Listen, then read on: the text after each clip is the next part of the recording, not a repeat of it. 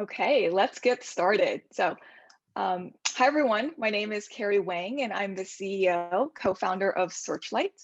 We have a great panel and conversation in store for you today around 5 insights into modern recruiting from eBay and Greenhouse. We have Rick Iversen, the head of global recruiting at eBay, and Jon Stross, co-founder, president of Greenhouse. Before we jump into it, we have a few housekeeping items. A word from our sponsors. Today's webinar is brought to you by Searchlight and Greenhouse. Searchlight is the quality of hire platform that gives companies the speed and analytics they need to make the best hires. We align hiring teams upfront on their success criteria and then assess talent down funnel to improve hiring decisions. We take a scientific, software-driven approach to unlock insights on candidates' soft skills, culture add, and strengths. Searchlight makes it possible to understand a hire's competencies from day one, leading to stronger teams and higher retention. Greenhouse Software is the fastest growing provider of enterprise talent acquisition software. Thousands of the smartest and most successful companies like HubSpot, Cisco Meraki, JD Power, and Warby Parker use Greenhouse's intelligent guidance to design and automate all aspects of hiring throughout their organizations, helping them compete and win for top talent. Greenhouse has won numerous awards, including #1 Best Place to Work by Glassdoor, Forbes Cloud 100, and Talent Acquisition Frontrunner Leader by Software Advice. To learn more, visit greenhouse.io. A few notes about today's webinar. This presentation will be recorded and shared with all attendees and registrants. We want to make sure this conversation is as interactive as possible, so please submit questions for our panelists, and we'll make every effort to save time at the conclusion of our webinar to get to them. And finally, once the thought leadership portion of our webinar concludes, you'll have the chance to stick around and see a brief demo of Searchlight with its integration with Greenhouse and learn how our technology can help you implement some of the best practices on modern recruiting that we're going to talk about today. Now, without further delay, I'd love to have our panelists introduce themselves. Rick, let's start with you. Hi, thanks, Kerry. Thanks for having me. It's really cool to be part of these kind of things. I love it. I love to talk about recruiting and tools and process. So this is great. Thank you. I'm Rick Iversen. I'm the global head of recruiting at eBay. I have recently just moved over from a similar role at Rakuten, and I'm just really happy to be here and talk recruiting. Jon? Hi there, I'm Jon Stross, co-founder and president of Greenhouse. And again, Kerry, thanks for having me on. I love doing these things. Getting to nerd out and talk about recruiting with folks is pretty much my job description. So yeah, we started the company almost 9 years ago now, and have gotten fortunate to work with all sorts of different companies and see all sorts of different people trying to figure out recruiting in this world. Awesome. I'm really excited to have a conversation with you both today. It's been super fun every time we've chatted, so glad to share these learnings with the world. So let's jump into it. I want to start off with a topic that I know is dear to both of you, and that is relationship-driven recruiting and how it can help organizations build active talent pools. So Rick, as you mentioned, you just moved to eBay, you just changed jobs. So can you start us off by speaking a little bit about your experience and the impact that relationship building had in your decision to take on this new role? Yeah, it's interesting. There's a couple facets to it actually, because there was a direct relationship aspect in the process where somebody who I had interacted with previously in a recruiting setting ended up being on the interview panel at eBay. And I had developed a long-standing relationship with this person, and when I saw them appear on the roster for the interview, it was a relief and super cool, but also, sorry about the ringing in the background. Also, really just spoke to, I was relieved that I had developed a good relationship with this person in general. And then in terms of looking at eBay and as a destination for me, the opportunity at eBay on a global fashion to really help the company evolve with their new CEO, who is really moving forward with the mission of reinventing our tech, I just saw it as a great opportunity to sort of put my philosophy and game plan into play in a really, really cool environment, high tech environment, iconic brand. So it was not a hard decision. Ultimately, the only part of it that was a little bit tricky and maybe caused me to pause for a minute is the circumstances and the climate, and thinking about moving companies and making a big career change in the midst of a pandemic definitely was something I had to really think long and hard about, but it ended up working out in a really positive way. So, Rick, it's so great to hear that even in the middle of this pandemic, that relationship-driven recruiting can still happen, and it was a big part of your move. And Jon, you've built one of the leading recruiting tools on the market today. And can you speak about your experience with relationship recruiting and what impact it's had as you think about the building the talent tech and tooling? Sure. I mean, I think that there's this wide range of tactics that folks take as they try to figure out how am I going to attract candidates, how am I going to get people to apply, how am I going to go find people. And there's this kind of continuum from like the short-term stuff where it's like post a job ad and get active candidates tomorrow. And that can be really good. You can like go find active candidates. You can, but it can be very expensive. You can go and like find strangers on LinkedIn and send a bunch of in-mails, and all of that like allows you to target, but it can be very expensive and very time consuming. The opposite of that, or on the other end of the spectrum, is would say relationship recruiting, where you say, we're going to build relationships up front that may not pay off immediately. And it could take lots of different things. It could be people who've applied previously, I'm going to nurture. It could be people I've met at university who I'm waiting for them to graduate. It could even be your own employees who you're nurturing for their next role. It could be referrals. And so I think what we see is that the companies who are kind of becoming more mature and getting more strategic are realizing, I can't start every search from scratch. I can't just do the short term, buy a job ad or bang away on LinkedIn. I've got to start building these relationships. And so they're investing more in how do I build these databases of past applicants and employees and students and all these different things. So when I open a new role, I've got some place to start. And to Rick's story, obviously, like it's hard to take a new job, especially in this world where you can't go meet somebody in person. It really feels like a big leap. And so the idea that you have a relationship with somebody, it's part of a longer term conversation, helps somebody get over the hurdle of like leaving a safe job and going to a place that you're not sure about. So to both of you, now that the world has shifted to distributed remote recruiting, what are strategies and tactics that talent teams can use to still perform relationship-driven recruiting without those face-to-face meetings? You know, I think that whether you're, remote or not, the bulk of recruiting is not face to face with somebody in an office setting. You interact with the hiring managers in a face to face fashion, and that part of it not being available to recruiters right now, I think, is a bit of a challenge. You don't have the opportunity to swing by the VP of Engineering's desk and have a chat. And that's powerful stuff. But in general, the practice of recruiting takes place virtually, and it takes place across the world. And it's really all the more reason, in this environment in particular, where building talent pools and having relationships. I mean, for me, there's that is recruiting.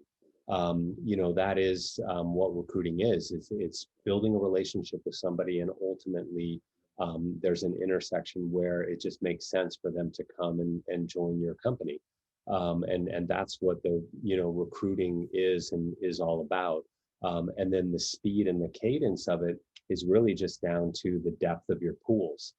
You're as fast as the talent you have access to, and to Jon's point, when you're starting from scratch every single time you open a search, you are at a massive disadvantage to those companies who aren't. And to take it a step further, there's probably a lot of hires that happen that nobody ever knew that there was a candidate who took the job was even on the market because of relationships. It just happens before anything even gets, is open to the public. So I think that really being disciplined around this practice now more than ever is mission critical. But I also think that for me, this is recruiting, and I think it's important to emphasize that. Yeah, I think the only thing I'd add, I'd echo the same thing. I think the only thing I'd add is it's simply about it. You have to be really intentional. Like in this moment, I think it's so different. Like so many things that you used to just be depending on, like, oh, I could just wander over to somebody's desk and check in with them. How's it going? Like none of that stuff's possible anymore. And so if you say, hey, I want to do relationship-driven recruiting, like you got to be that much more intentional about it and say, this is what I want to accomplish. I'm going to go. You can still do it. To Rick's point, like a lot of the relationships were never built in person anyhow. A lot of stuff was remote or over the phone anyhow. So it should still be possible. So it sounds like relationship-based recruiting requires a process-centric and standardized recruiting practice. These two things have been perennial topics for talent teams. And arguably, this approach is now more important than ever in ensuring that recruiters make the best business decisions and candidates feel comfortable making big changes in their career. So Rick, how do you think about standardizing the candidate experience? And what do you see as its main benefits, as well as the major risks of not implementing this approach? Yeah, I mean, I think it's again, really important, mission critical to be systematized and to be in a system that's a center of truth for the whole organization. Because at a high level, if you don't, then every pocket of every place that's doing hiring is basically doing it differently. And there's no vision into what's happening. There's not a vision into the funnel. There's not even a vision into how you're scheduling the interviews. And without that, the candidate experience is going to be hit and miss. And some groups are going to do it really well, and some groups are going to do it poorly. And that being erratic really impacts the candidate experience, but also the internal client experience is not necessarily a good one if you're outside of a systematized non-process environment. The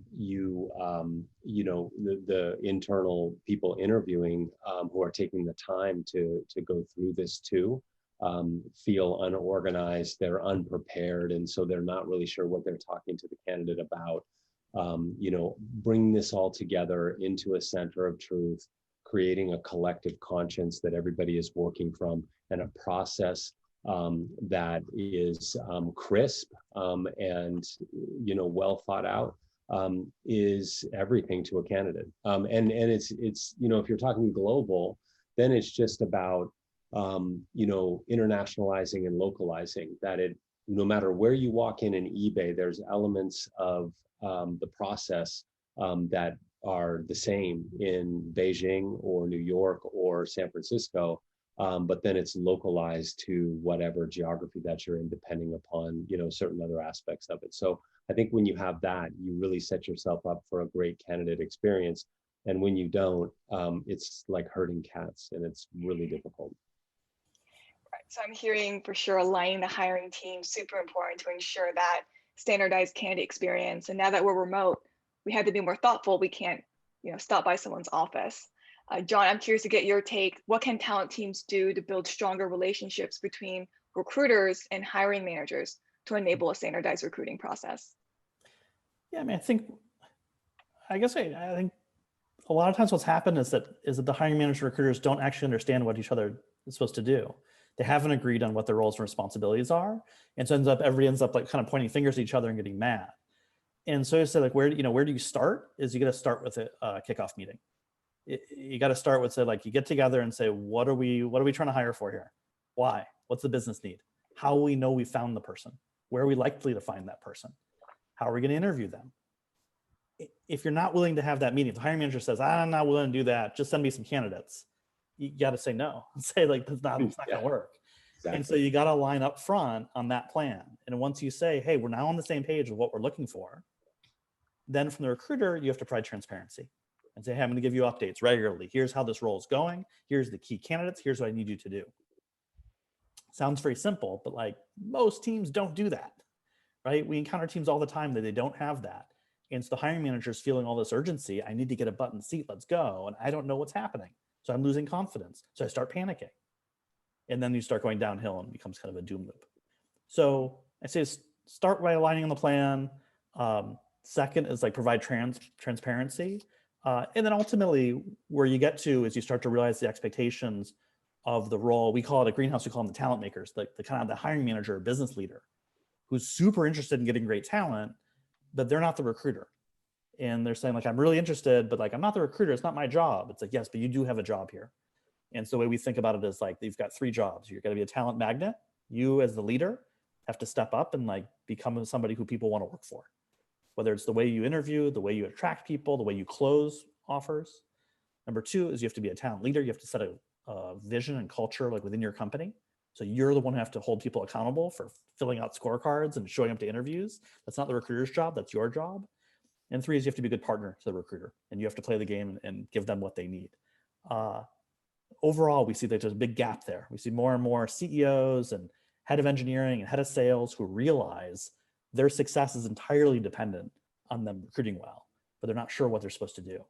And so I think that's where hiring managers and recruiters got to come together and realize we have different roles to play, but they're very equally dependent on each other. Well, and you know, and that's where, again, being in a system and intake, right? Kerry, you and I have talked about this. It's my happy place.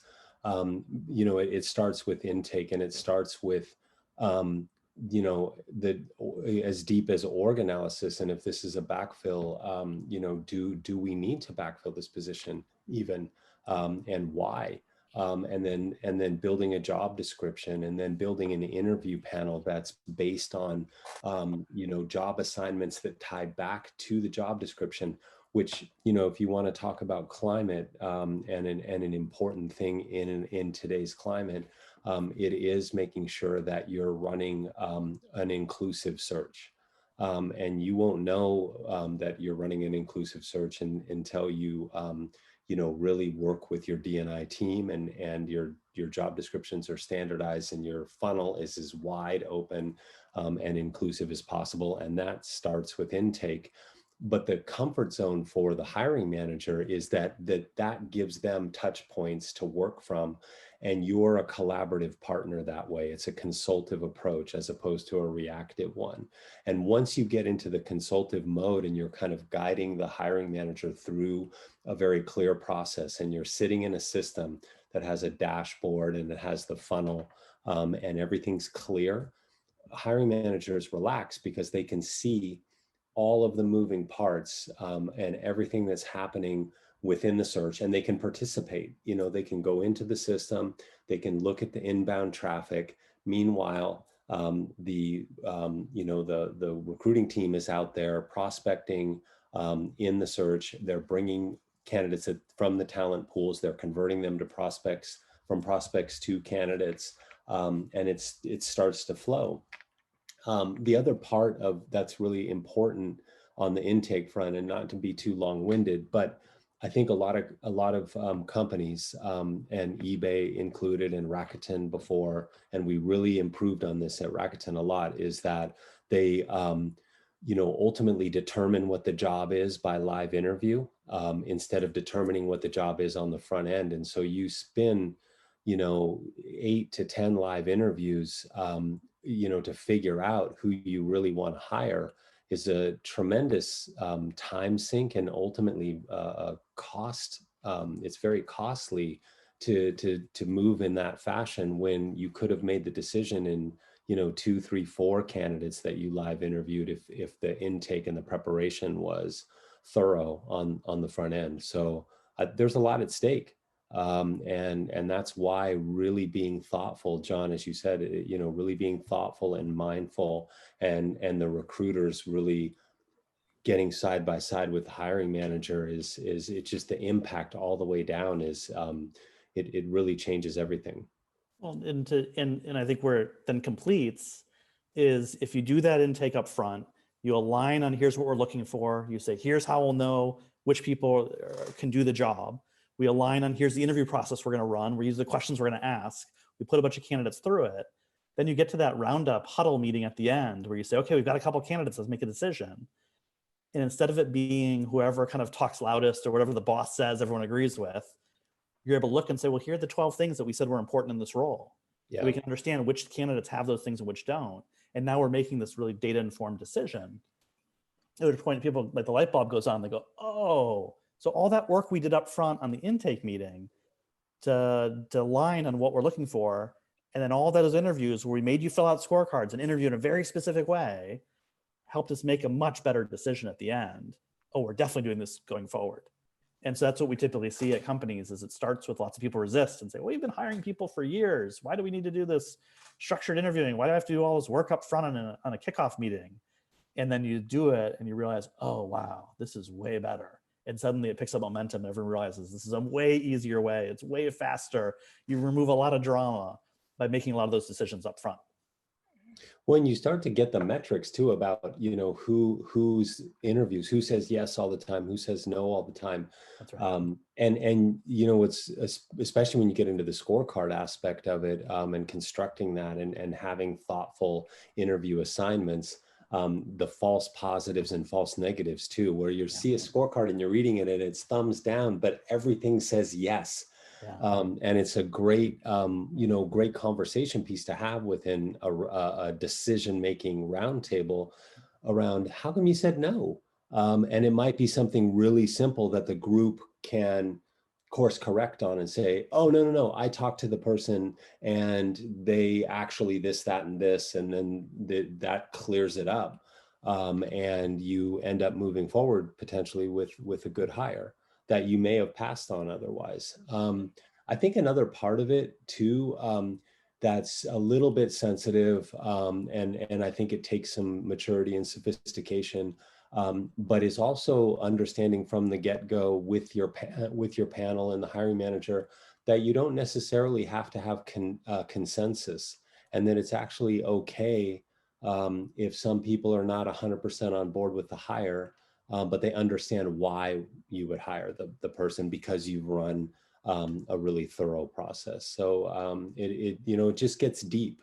And the reason that this doesn't happen a lot of times is because you don't have the ability to organize in this fashion. And so the job requisition gets to the recruiter and it's taken a minute for it to be approved, and there is no intake, and the hiring manager has been waiting, and so everybody just sprints. And I think that's where what happens in a lot of places pretty regularly. And because the argument is out there, I can hear it. Hey, that's nice, Rick, but we need to get these positions filled, and we have to do it in a certain period of time, and we don't necessarily have time to do this. And that's really true if you don't take the time to set the stage and do the search right to begin with. Then yeah, you're right. You don't have time because you don't have any candidates and you don't have time to find them. But if you're thorough from the beginning, then you control the time. And that's hard to digest, I think. But that's, I think when you unlock that with recruiting teams, it really changes the whole cadence of how you go about recruiting and hiring. Two main things I'm hearing throughout this discussion around intake. One is to slow down to speed up. Yep. Right. If you're actually rushing to get to that interview, you're going to spend way more time interviewing. If only you had just slowed down in the beginning to define that success criteria. The second theme I'm hearing is the elevation of the recruiter to be really a consultative talent partner. Only by defining that success criteria up front can we have really effective and objective debriefs. And if there's something that's off, to be able to have those thoughtful conversations to figure out why. So sounds like the intake piece is more critical than ever. So another part that's really important for recruiting teams though, is actually onboarding, right? You also need to recruit new employees to set them up for success. I would love to dive into this and see how eBay and Greenhouse think about this critical part of the employee lifecycle. Jon, can you speak a little bit to how you and Greenhouse think about onboarding? Sure. I mean, and this is one where it's interesting. I think, as Rick mentioned earlier, you say, what's changed with COVID? Everybody's working from home. How is recruiting different? In some ways, it's like, well, it's a lot similar. We're doing a lot of the same things. Some more meetings are on Zoom than used to be. Onboarding, I would argue, has been changed a lot more. Is that if we think about, what's happening when you're a new employee, sure, there's the logistics part of getting a computer and a desk and a phone, and getting on payroll and filling out paperwork and stuff. But there's all this other stuff that's also happening typically, where it's like, how do you become a part of the community of the company? How do you make friends? How do you learn like the social norms of the company? How do you learn the culture of the company? All of that stuff typically happens by like, go sit at your desk next to your teammates and you'll figure it out. And it kind of happens through osmosis. And you don't worry about somebody like socially meeting other people. You don't worry about them being isolated because they sit next to everybody. There's all that just kind of happens naturally. And now in this world, where everybody's on Zoom, you can't depend on any of that happening. And so I think what we're seeing is a greater focus of companies who are scrambling and realizing, well, onboarding isn't just about like send them a computer before their first day so they can be on Zoom on day one. It's like, how do I intentionally, purposefully set up interactions so they meet all the people they need to go meet? So they learn how the company works. They learn how do you get stuff done in this company, because so much that you can't do. And so so I think what we're seeing is more companies are getting much more intentional about onboarding and saying this isn't just like afterthought to recruiting. This is super core to the whole employee experience. And we're seeing also a lot of people saying, listen, I used to spend a lot of money on onboarding. I'd fly people around the world and buy them all this swag, all this stuff. And like, we're not doing any of that anymore.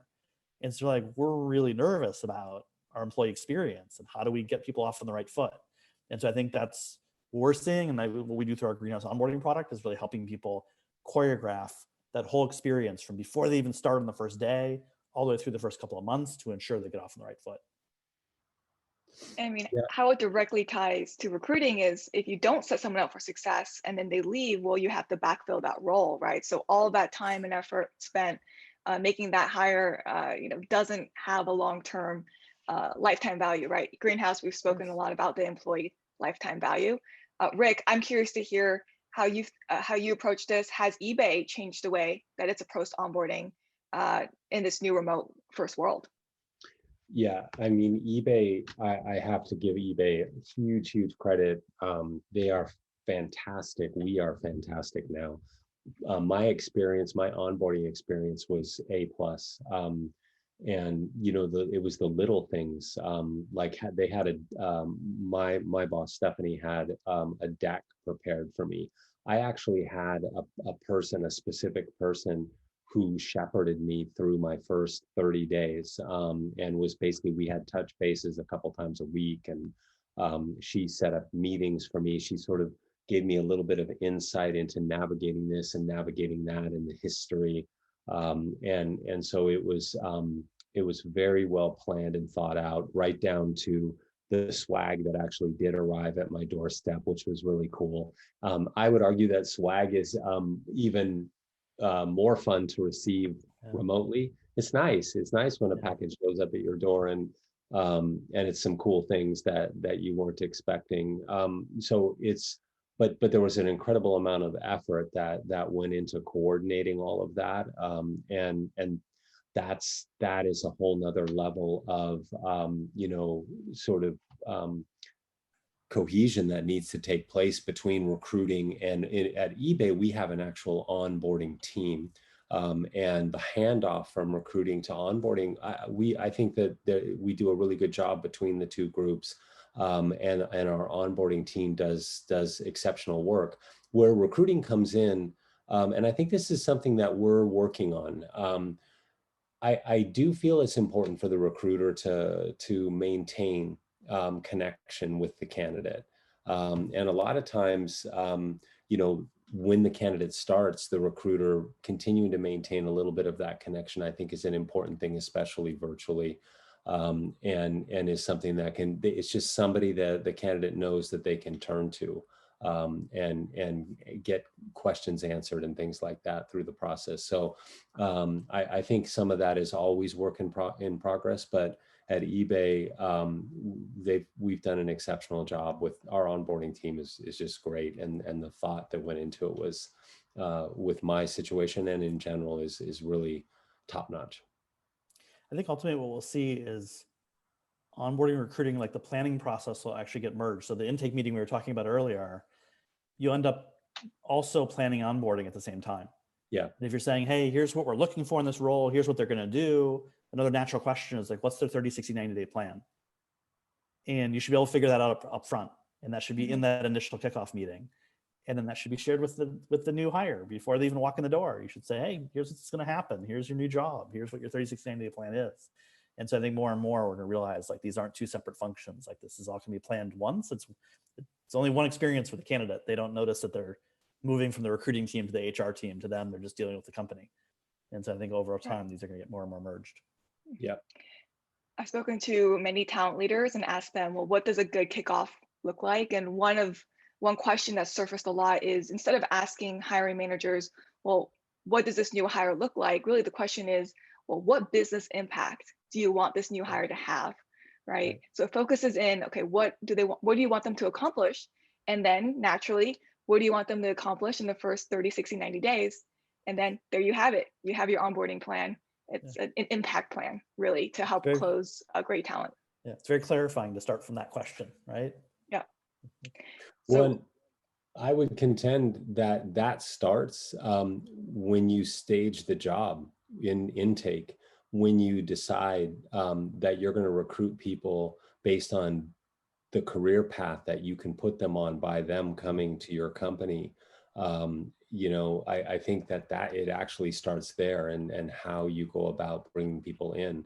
And if you do it based on, hey, we're reaching out to you because we think based on what you're doing now, you coming to eBay in my case, is the best move for your career. And let's walk you through the journey of this job. And if you agree, that's the best possible reason to join a company.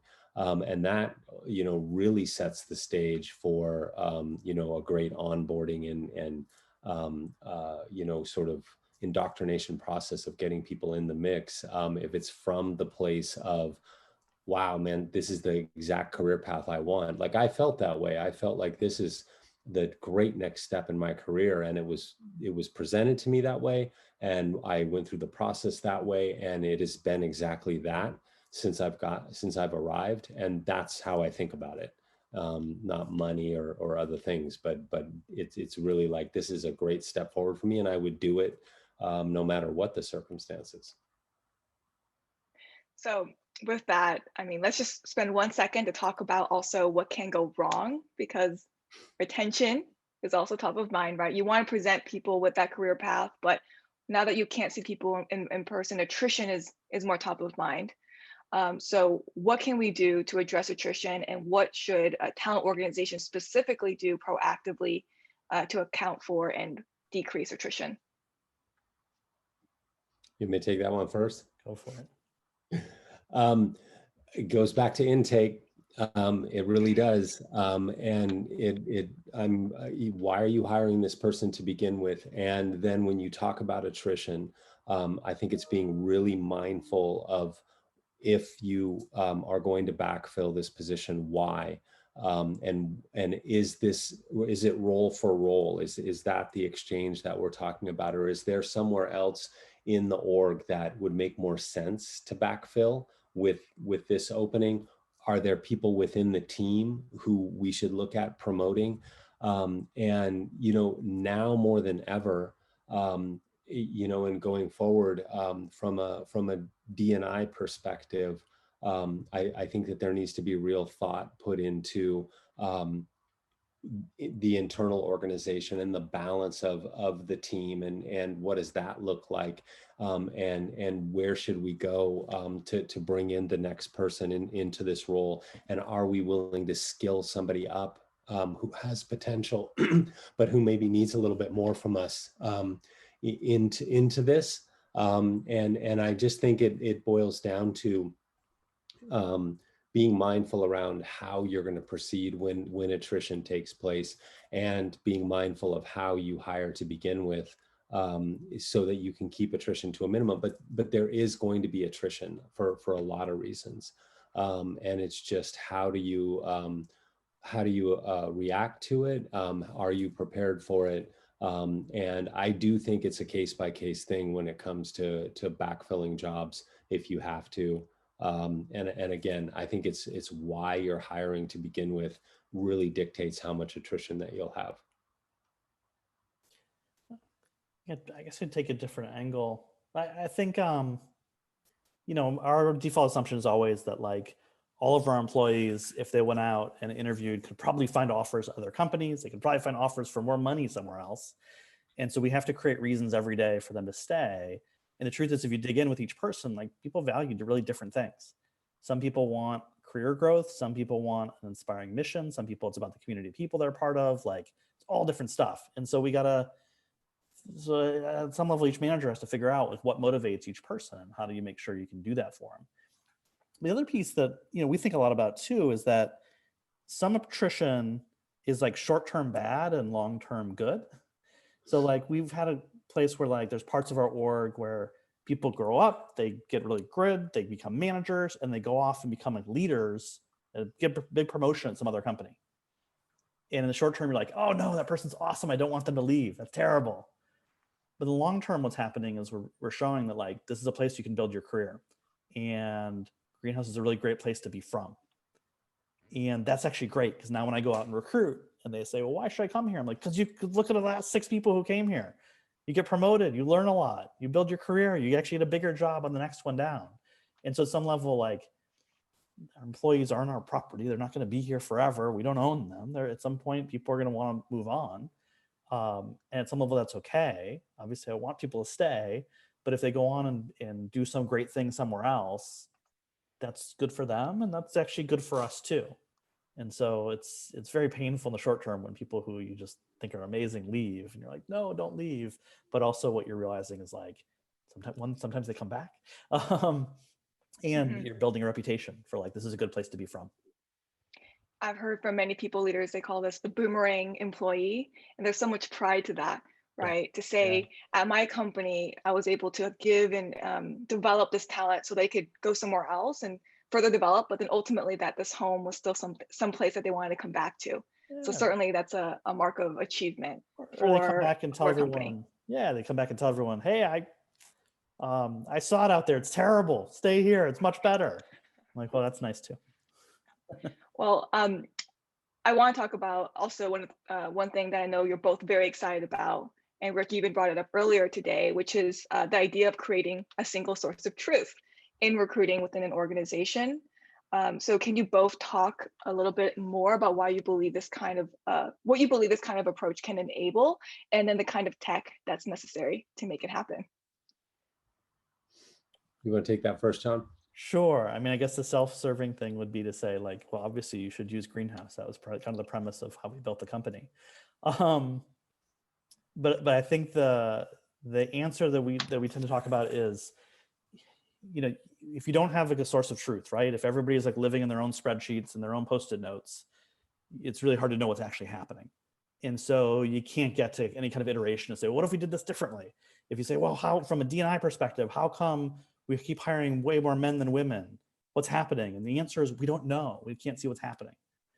And so the thing that gets you there, where you say we're going to have like one clear sense of data, is ultimately that everybody lives in the same tool. You actually express your recruiting work in the tool. And so you're not having to do extra work. You're not like doing your recruiting over here and say, somebody has to remember to go write it down in the tool so we have good data. It's like, that'll never happen. Nobody will ever remember. And so it has to be a thing where everybody actually says, we're going to collaborate together in the tool. We have the expectation that whatever I see, the pipeline I see in the tool is true. That's where candidates actually are. And once the hiring manager knows to expect that, the recruiter then has to keep the data in good shape there. And once you kind of have that momentum that everybody has said, listen, we all agree we're going to do our recruiting, we're going to do our collaboration in this one place. Now we're actually going to generate good data kind of as exhaust out of that process. And once you have that, now you're enabled to say, well, how can we be better? What can we do better next quarter? How do we improve our candidate experience? How do we improve our or mitigate bias throughout the interview process? But it all kind of comes down from like, we're all going to decide together that we're going to work in the tool and create good data.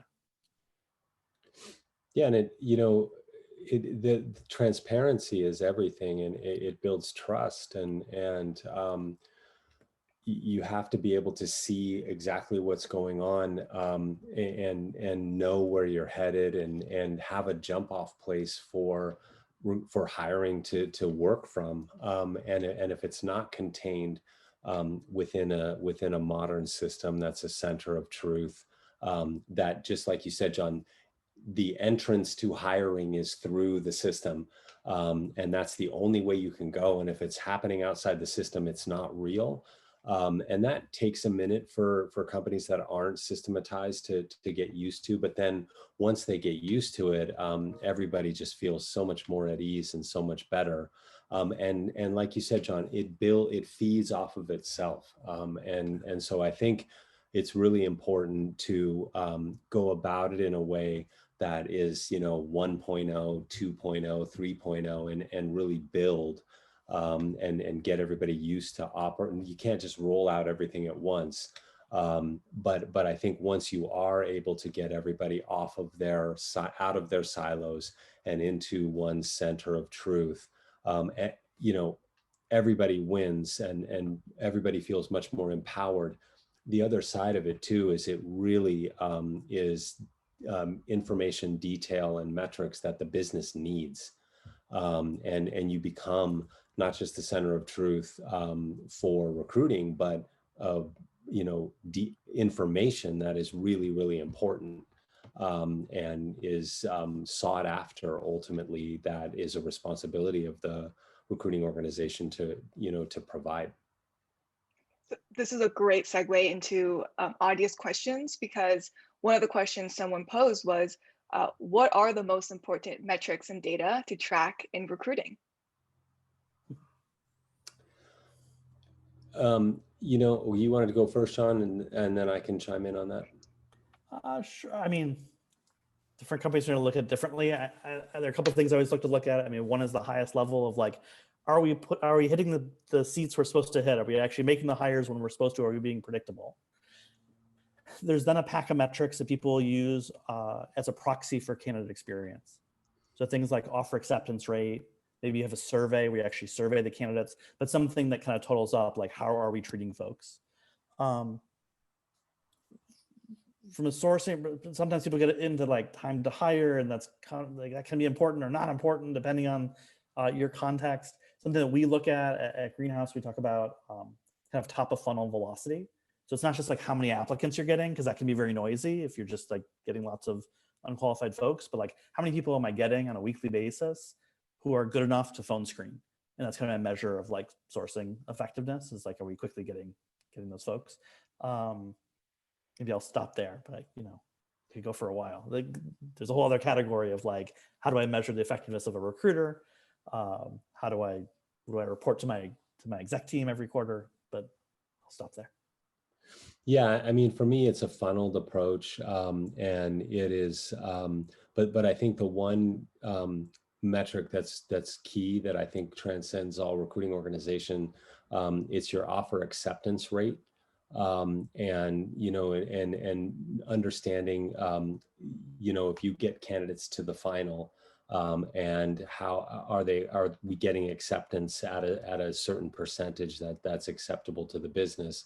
I think is a really, really key metric. But then, the time to hire metric is really important, because, that there's a few things in play there around, if this is going on and on and on and on, what's happening, and it's a catalyst for the recruiter to circle back.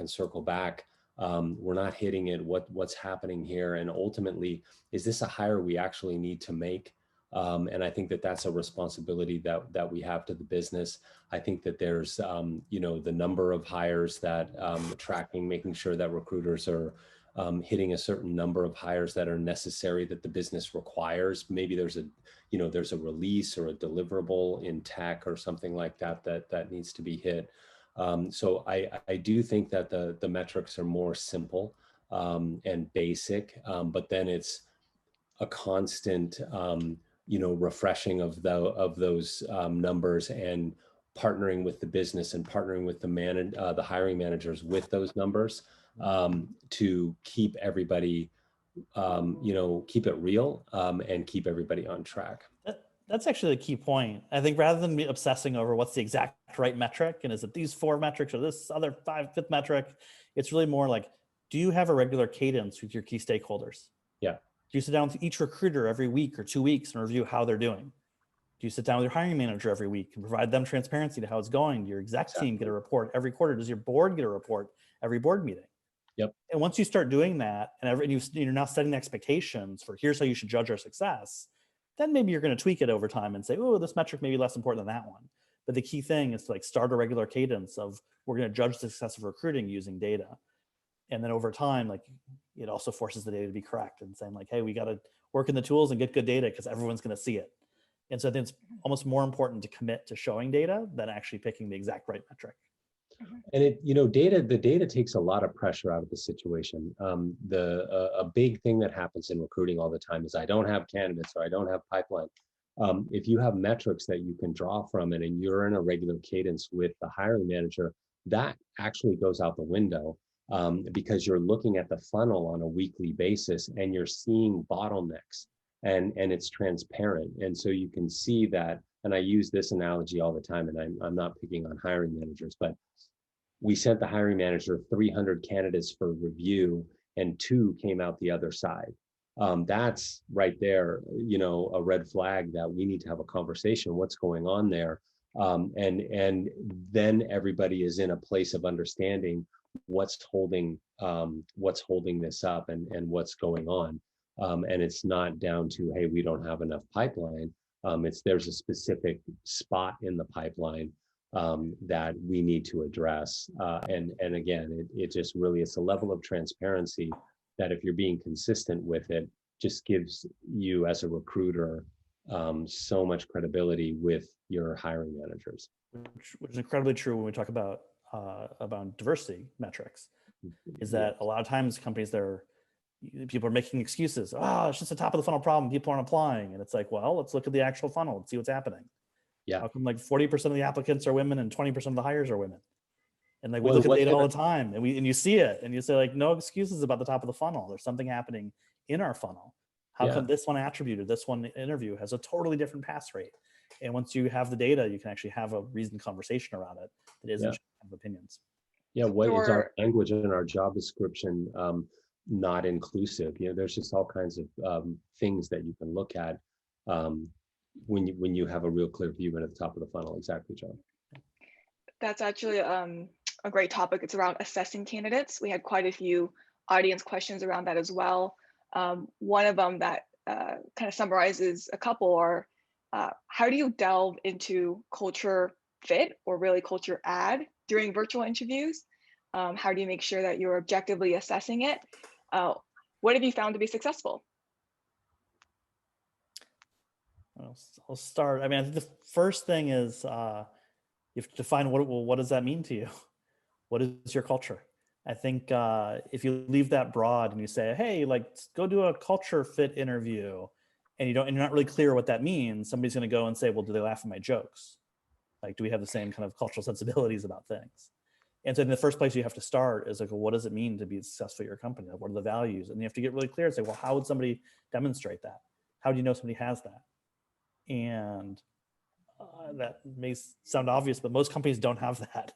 And so it's actually a lot of work to think through, like, well, what are the things that are really important at our company? And how would you interview for that? And who is it that's going to go do those interviews? And how have they been trained? And are we all aligned on that? So it actually takes a bunch of effort to do those interviews well.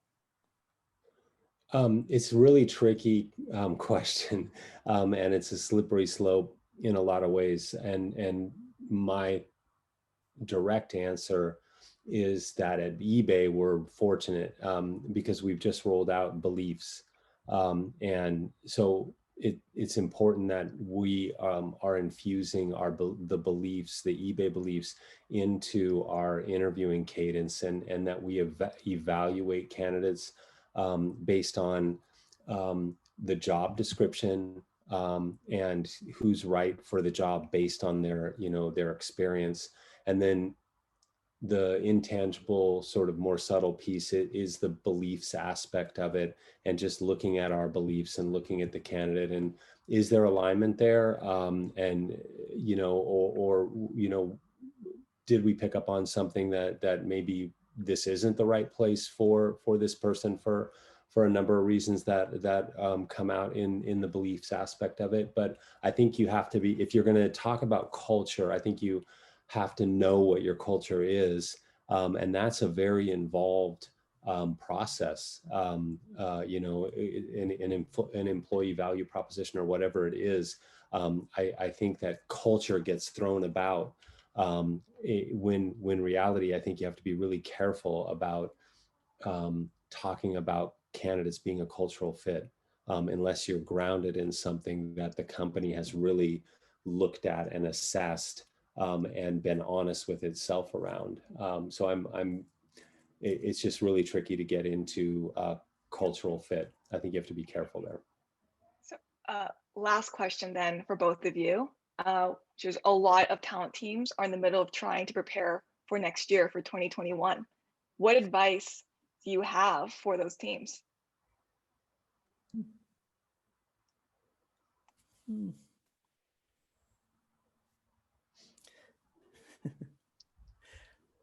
want to go first, John? Or you want me to... I mean, yeah, sure. I think, I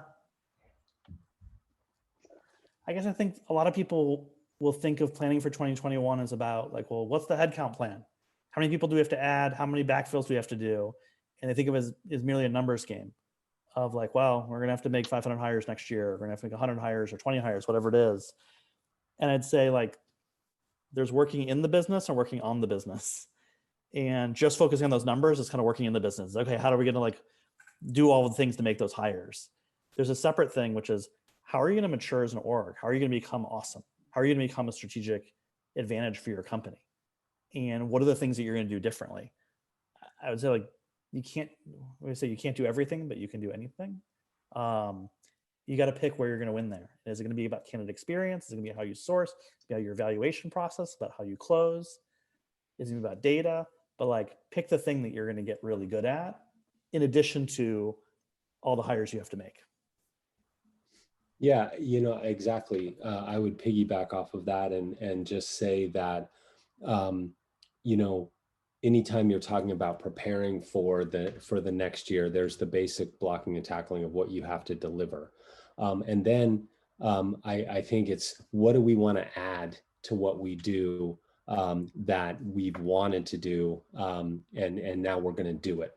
And then staging that in a short, mid, and long-term way that makes it achievable and measurable, and that you can look back at the end of the year and say, we were here and now we're here in terms of our offering and how we've grown as a recruiting organization and how we support the business. And so I think it's always great going into a new year to get really honest with yourself as a recruiting team and commit to, we're going to fundamentally make a move and change, you know, this and this, and then map it out from simple to hard, and then just take step by step, you know, steps forward towards it, and hold yourself accountable, you know, on a monthly, quarterly, half yearly, yearly basis, and look back, and then rinse, repeat, and build from there. I think that's always grounding when you're talking about, you know, starting a new year, no matter what the conditions. If you put some simple things out there to work towards and really hold yourself accountable to them, I do think that you progress as an organization. Well, thank you so much, Rick and John, for joining us today and sharing your expertise with us. This concludes the thought leadership portion of this webinar. We will be sending out a recording and recap of today's session to everyone afterwards.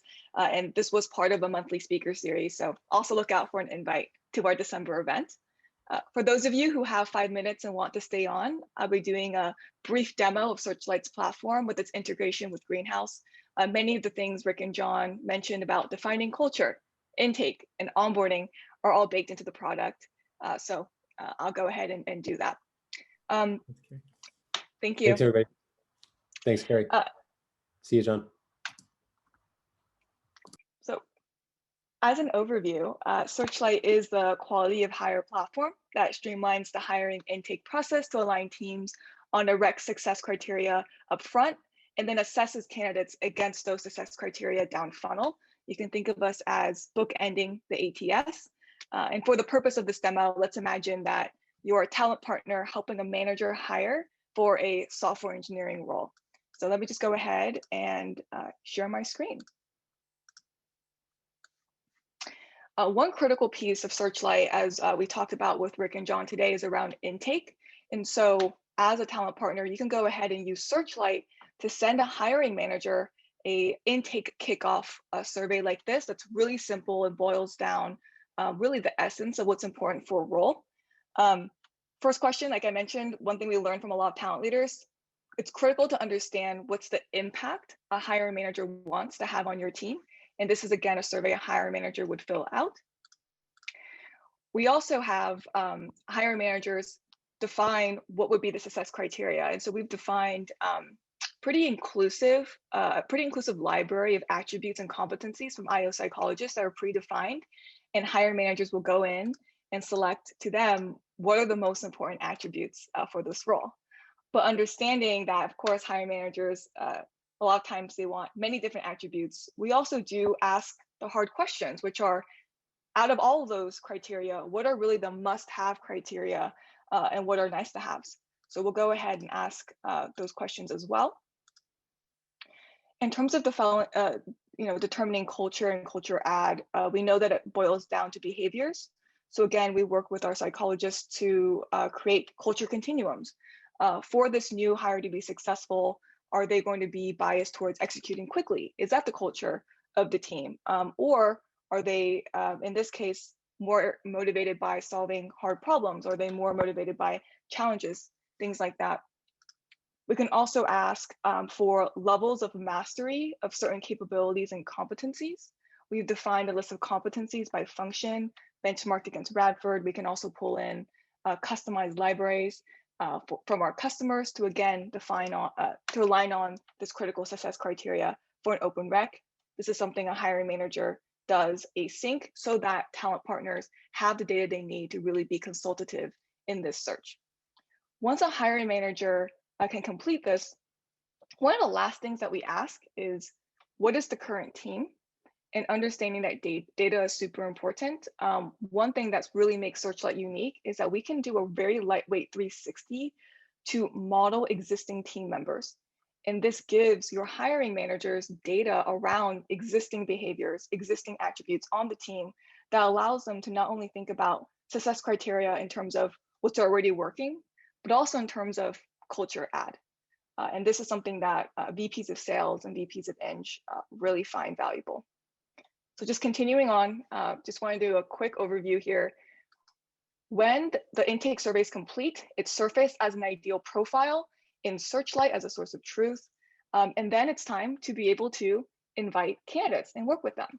So we're very glad to be partners with Greenhouse. We have a one-click integration with Greenhouse. It's very simple, one-click send test through the Greenhouse UI. That's it. We'll be sending our Searchlight test to candidates. Now, how we actually assess candidates against the success criteria is pretty unique because we have a first principles approach where the best way to understand what someone's like to work with is through the people who work with them before. But the traditional reference check process, the way that you normally get that feedback from colleagues is pretty painful. It's manual, it slows the process down, it's extremely subjective. And so we've created a standardized, scientific, and software-driven approach to that traditional reference process. In that past colleagues are able to get a structured assessment that looks like this. It takes them 10 minutes to fill out, if that. You'll notice that they're, again, being asked very structured questions with a UX that doesn't lead the witness. It's really about where do they fall, what are observed behaviors against these competency scales. And what that leads to is that for every candidate, you're able to get a profile of who they are, and we're able to pull out their competencies and soft skills like honesty, fast learner, coachability, that normally would be difficult to get in an interview process, especially one that's virtual, as well as areas for growth like comfort with ambiguity, things like this. So strengths tags, behavioral preferences. We're able to ask behavior scores as well. This is most commonly customized to a company's values or beliefs. And of course, at the end, you have the typical open-ended text you would expect from an interview or feedback call. But most of the power comes from this data up front. And then not only that, our ability to overlay what that success criteria was over the candidate's actual profile to determine, is this candidate a great match against the success criteria that was defined during intake? Now, from this, we can actually see that Lucas is not a great match for Sam, the hiring manager's benchmark. But let's say that Sam does hire Lucas. One thing that we also do with our data to, again, help with onboarding and further down the employee lifecycle is that we have a customized onboarding guide that shows the hiring manager who this candidate's going to be, who this new hire is going to be, as well as advice for how to set them up for success. And now with remote work, we're seeing that this is more popular as a feature. All right, last thing is the power of this data over time, where it's not just using this data at the time of decision, but also how do you also have longitudinal data to be able to talk with a VP of Eng or VP of Sales as to this is the kinds of candidates you're hiring in your organization. So we're able to go into granular departmental views to say, okay, so for all the engineers that we've hired for the past year, these are the past strengths for these candidates. We're also able to compare those that were dismissed against those that were hired to see where they're different. It seems like our team prefers candidates that are more motivated by challenges, things like that. And this also gives recruiters a shared language to talk about when recruiting and closing candidates. So that was a very brief overview of Searchlight. If you're interested in learning more, just visit searchlight.ai and we'll be happy to share more information. That is the conclusion of our webinar today. Thank you so much for joining us and look out for our email with the recap and recording. Have a great day.